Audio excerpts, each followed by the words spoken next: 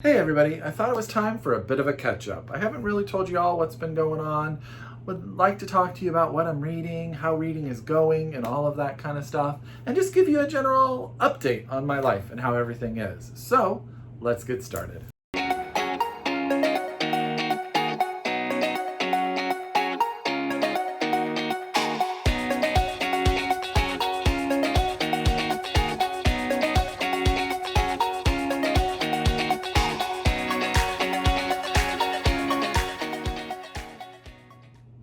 Hi everybody and welcome back to my channel. It's Russell with Ink and Paper Blog. How are you all doing today? As always, I hope you're happy, I hope you're healthy, I hope you're safe, and of course I hope you're reading an amazing book or two or three or four. I have to say it is very warm in Northern California right now. To be honest with you, it is going to be warm for the next few days. I think it's supposed to be over 90 for the next 4 days. So that means our house is all locked up, the air conditioner is on, and we are not doing much but walking the dogs outside and running to the grocery store. We're very lucky right now to have our nephew visiting. He is 12 years old, so he is here for a couple of weeks while he starts his summer vacation tour.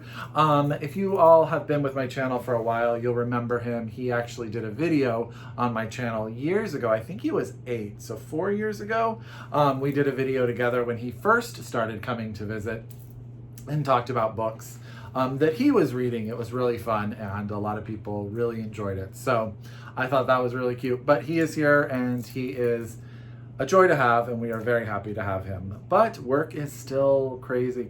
You know, everything is sort of picked up since everything is sort of opened for my work. So that has been definitely keeping me very busy, long days, but that's okay. With this heat and with everything, I have actually gotten some amazing reading done. So today we're going to talk about the books that I've just finished, the books that I am currently planning to read and are reading, and the books that are next up on the list, I hope. You know, that always changes, but these are 2 books that I'm very excited about. So as always, get out your pen, get out your paper, get out your Goodreads, however you keep track of your TBR.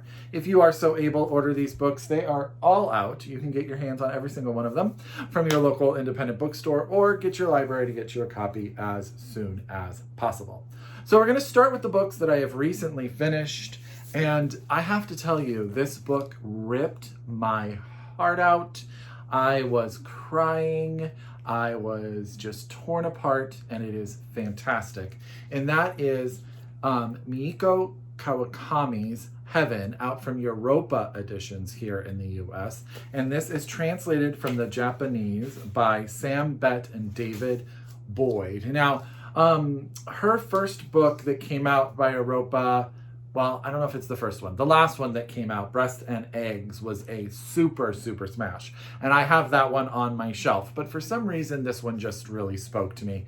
This is the story of a young boy who is in like junior high school, and he has a lazy eye, and he is constantly bullied. And bullied physically, bullied emotionally, bullied verbally, and life is very tough for him at school.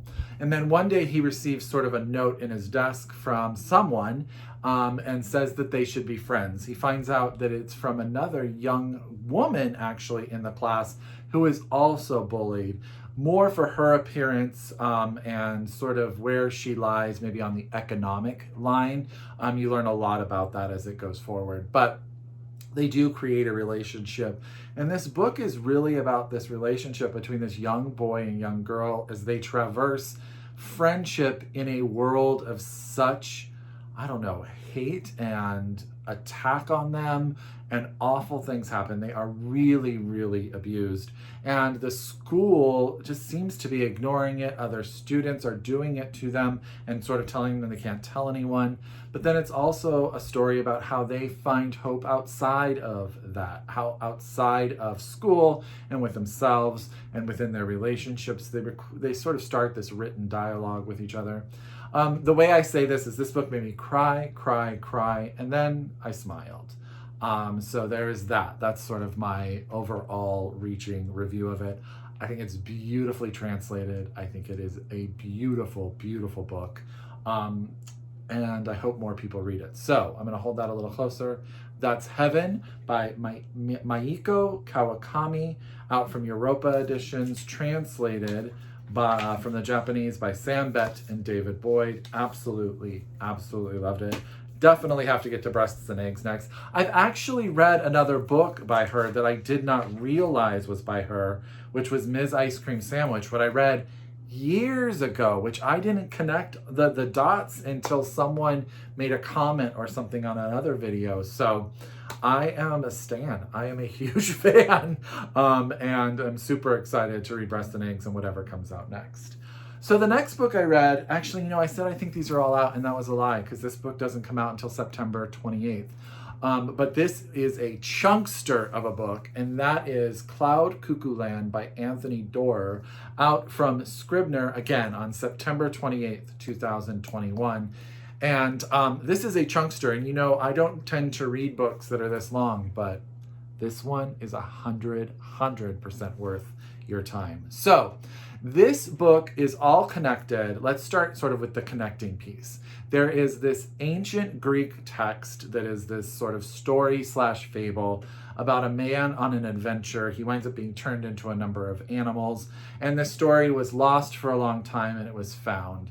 And that story is sort of connected through all of the other bigger stories.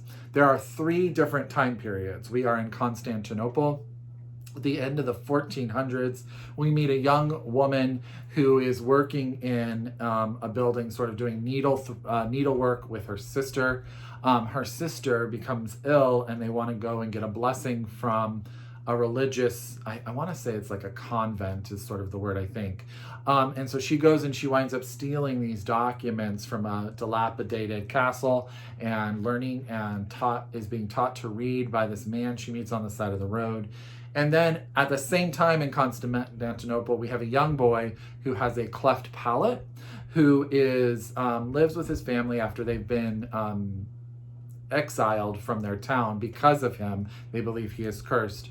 When an army shows up on its way to try to conquer Constantinople and sort of take him and his prize oxen and take him on the way. And those 2 stories intertwine. In the middle of this, we are in Boise, Idaho, around modern times. We have an 80-year-old man who is putting on a play of that Greek book with a bunch of children in a library, when a young man comes in with the intention of planting a bomb in the library to destroy a building next door. We learn a lot about those 2 characters, how they got to the point that they are at in their lives at this point, and sort of their relationship with the library and also with this overall text. Then we have another story that's set in the future, where there's a young girl. She is on a journey, on a voyage to a new place because of what has happened to Earth. And something happens, there's a contamination, and she goes into lockdown. But she can visit this virtual library where she remembers this text that was spoken to her, and she starts to investigate. And all of those stories come together. I don't know that I did a great job of explaining it, because it is very, very complicated, but complicated in the most rewarding and satisfying way. And Anthony Doerr does not write in a way that isn't accessible. So you really can dive into these characters, to these stories, to these people, to their adventures, and it is just so, so good. It's long, so you really have to be really willing to dedicate yourself to these people, but he does such an amazing job of letting you know who they are that you really want to see what happens to each and every one of them. And you want to see how this text transverses through all of these stories. And it's so clever. It's brilliant. It really is. And that's Cloud Cuckoo Land by Anthony Doerr. This is out from Scribner on September 28th, 2021. Sorry, I said all of these were out. I should have remembered. I thought that they were, and then, oops. So now I'm going to tell you about the 2 books that I'm currently reading. And these are actually, funny enough, I picked one up and then it wound up being on the Booker Prize long list that was announced. And I had actually put the second book out thinking, okay, I'm going to read 1 and then 2, and they both wound up on the Booker Prize long list. So that's just kismet if you've ever heard it. I am currently reading Damon Galgut's The Promise. This is out from Europa edition in the United States. He is a South African writer, and I have never read him before, but he has twice been shortlisted for the Booker Prize. And I want to say it was Bernie. I think Bernie told me about this on Instagram or raved about it. And so I was like, you know what, I'm going to pick it up. And so far, the first section is so good. So this is a very short and concise family saga told over the generations before and after the end of apartheid in South Africa. And what we have is each section is told at the point of one of the characters in a family's funeral. So the first section, the mother has passed away, which brings all of the family back together. And we learn that the mother has asked the father in a promise before she passes to give the house that her black servant, I guess that's the right word, housekeeper, I'm not exactly sure, but wants her to have her home and makes him promise that he will give it to her once the mother has passed. But this causes all sorts of issues within the family. There's all of the racism that was going on at this point and still going on in the country, and all of the uprisings and the changing that's going on. But at the heart of it is this family, and it's the father, the mother has passed, 2 daughters and a son. The son returns from military service. He has gone through an event. I don't want to give it away. The youngest daughter is feeling really lost now that her mother is gone. And then the middle daughter is a little bit, let's just say she's got herself on a bit of a pedestal, so she's maybe not as connected. But I don't know what is going to happen. All I know is that what Damon Galgut does is he connects this family. He has this very unique narrative style in this book where he's sort of away from everybody, so you get to see everything and you get to dive into the minds of every side character too. So for example, they live on this great big piece of land that really is worth a lot of money. The father is very involved in his church, so we meet a priest or a pastor who wants to sort of finagle this land out of the father. So you dive into his head for a moment, and you dive into the other people's heads for a moment, and you just sort of get this big picture of this family. So I'm not all the way through it. I'm probably going to have more to say that's going to be more thorough and concise, but so far this book is blowing my mind. So that's Damon Galgut's The Promise, out from Europa, currently longlisted for the Booker Prize, twice shortlisted for the Booker Prize, out of South Africa.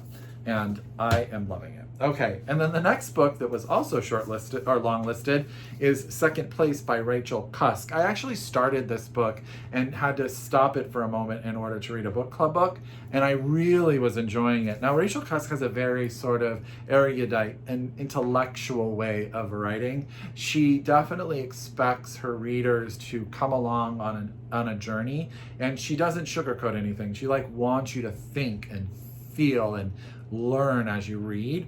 And this is the story of a woman who invites a famous artist to her home, and in order for him to paint, because of where she lives in a special place. But as the summer starts to go on and he's living there, his sort of enigmatic presence starts to cause issues across the relationships in the household.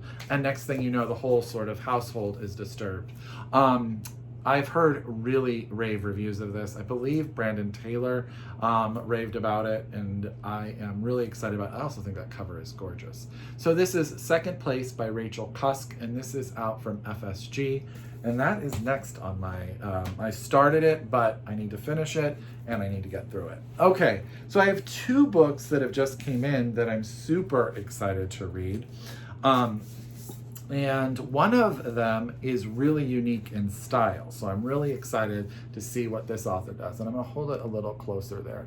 So this is Ghost Forest by Pik-Shuen Fung. And this is out from One World. And this is told in sort of there's poems, there's prose, there's sort of even typographical art, if you can see that.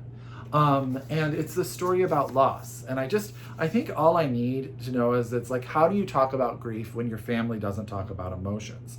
And it is the story of a family where from Hong Kong, that after the turnover of Hong Kong to China, what is it called? I believe it's called the 1997 Hanover, when the British returned sovereignty, I'm struggling with words today, over Hong Kong to China.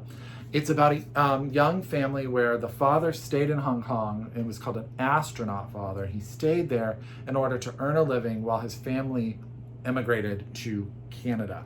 And the father has passed away, and now the daughter is having to deal with that sense of loss. Hopefully I did a good job of summarizing that. I'm sorry. I don't know a ton about this time in history or all of sort of the politics of it all. So I probably will learn a ton reading this book. So this is Ghost Forest by Pik-Shuen Fung. And I'm going to hold that up there because that cover is worth a minute as well. And that's out from One World. Now this book comes out very, very soon. I think it comes out actually today. And maybe today. And that's The President and the Frog by Carolina de Robertis. Now, Carolina de Robertis wrote Cantoris, which was one of my favorite reads of a couple years ago. Absolutely, absolutely loved it. And this is her new book out from Knopf. It's so beautiful. Can we just take a moment? It's so beautiful. And so this is the story. It's the story of sort of an unnamed former president of an unnamed Latin American country, who a journalist has come in order to interview this president. And this president has had a life. Like, he was part of the guerrilla warfare, and then he turned that into being jailed, and then inciting a revolution and turning over this country. And he was known as I believe it was the poorest president in the world. And he's had quite a life to get where he is. But he has to make a decision, because in his mind, what happened to get him where he is when he was jailed. It says here, the quest for while held in brutal solitary confinement, he survived in part by discussing revolution, the quest for dignity, and what it means to love a country with the only creature who ever spoke back, a loud-mouthed frog. So I think there's this sort of weird sense of, what am I thinking of? Magical realism to the whole thing. But I trust Carolina de Robertis to take me anywhere. She is a phenomenal, phenomenal writer. So that is The President and the Frog by Carolina de Robertis, and this is out from Knopf, and it is such a beautiful book. Okay, so that is a stack of books. Hopefully I did okay in describing all of those to y'all, that you'll want to read them. Let's get heaven aligned there for a minute. And that you will want to add them to your TBR if you have not already. Every single one of them is so good. If you want to cry, go ahead and read Heaven. I'm telling you, you'll cry. If you want a great adventure, pre-order Cloud Cuckoo Land. If you want a family drama, like, it's so good, The Promise. Rachel Cusk, she's going to make us think. She's going to make us think about art and feelings and relationships and all of that connection. So read Second Place. Political intrigue and a little bit of magical realism. Let's read The President and the Frog by Carolina de Robertis. Or if you're looking for, a story about a family that's dealing with loss but doesn't deal with loss, Ghost Forest by and I want to make sure I say Pik-Shuen Fung. I don't want to mispronounce. I hope I did okay in describing all of these books. As always, if you are a return subscriber, I could not do this without you. If you are new to my channel, I say thank you. I hope you subscribe, and I hope you stay around for more. As always, I encourage you to read globally, shop locally, and until next time, I wish you happy reading. Bye!